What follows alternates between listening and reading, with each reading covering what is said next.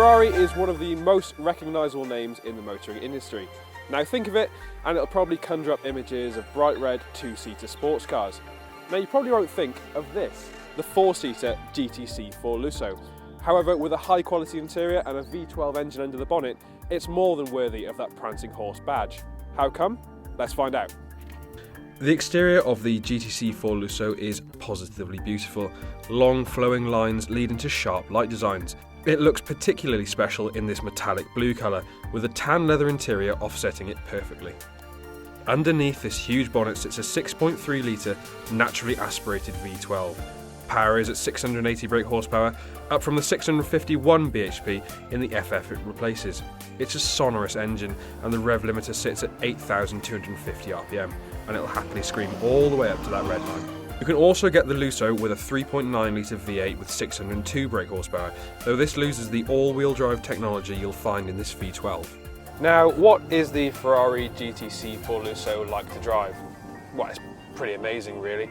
There's power throughout the rev range and there's power in every single gear, so you're never really without any shove wherever you are.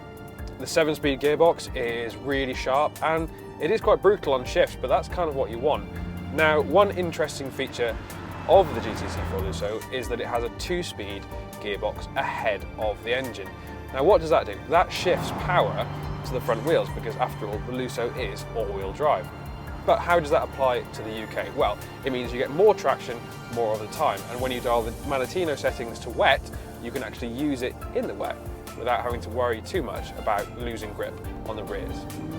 Now, one thing you might associate with a Ferrari is a firm ride, and though the GTC4 Lusso's ride is quite firm, the bumpy road button on the steering wheel does help soften it off just enough that you can cope with UK roads and country roads like the ones we're on today. Now, one thing you do have to be conscious of when you're driving the Lusso is the sheer size of the thing. It's pretty massive. But a large windscreen, decent side screens, and a relatively good rear screen does mean that it's slightly easier to drive and easier to see out of than you would expect. Another thing that you have to orientate yourself to is the Ferrari steering. Now, that's something that you would expect having driven other Ferraris, but if it's your first time on the Lusso, you're going to have to get acquainted to it over a couple of miles. That's because it is quite quick, and that means when you're turning into a corner, as you're coming up to this one here, you turn in even a tiny amount and you're getting quite a lot of steering input for your angle that you're putting on.